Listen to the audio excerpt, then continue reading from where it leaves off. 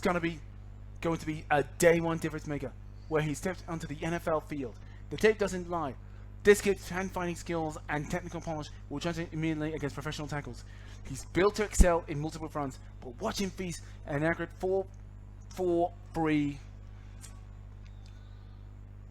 where he can pin his back and hug QBs without overthinking. His natural leverage and savvy approach to setting the edge makes him a rare 3-down rookie who won't need to be hit on early downs. The nuance in that Parker's game separates him from raw athlete and his position.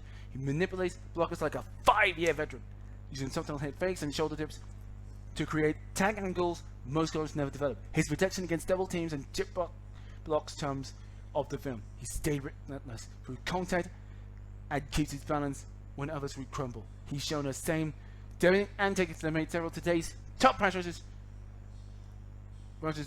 millions just with a stealthy and against the run.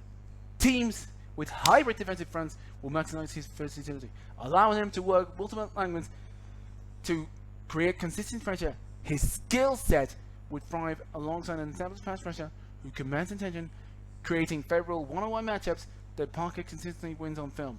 While not quite the freakish athletes that some teams covered at edge, Parker brings reliable deduction, advanced techniques, and leadership qualities that will anchor at a defensive front for the next decade. Bottom line, except to come involved in some other reason. In the passing-driven NFL, there's always teams looking to get a natural counterback hunter around an edge, and Parker has that ability. Parker shows a nice skill set with speed around the corner and functional strength to keep counter from latching onto him.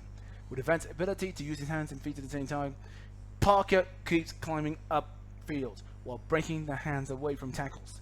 Parker has a developed upper body and impressive strength for an edge defender who is not overly big. While he is not the outstanding better, he shows ability to dip and sink his hips to get around the corner. Parker has speed to get upfield, and if a tackle can drop, they're in big trouble with Parker. Another attribute that really jumps on Parker is his own instinct to go for a ball when he gets to the quarterback. Parker is very cognizant of smacking the ball and he hits quarterbacks hard. His forced fumble total last year was legit, and he did an outstanding job of creating covers for his defense. If Parker shows consistency with creating forced fumbles, that is going to get a ton of pro evaluators very excited about him.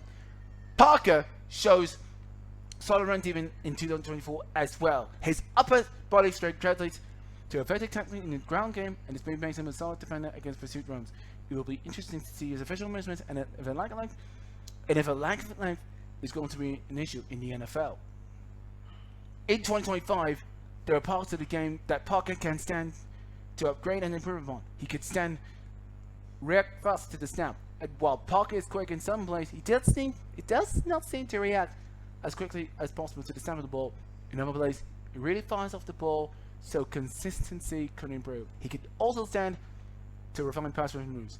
Parker uses speed around the corner well of his active hands, but it's plenty of time and rip moves to be nice to Ant-Man who are attacking the NFL offensive tackles.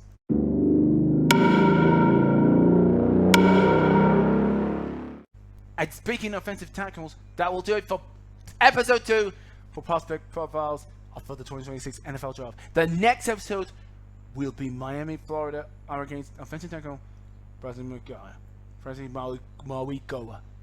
Thank you for watching and go Clemson!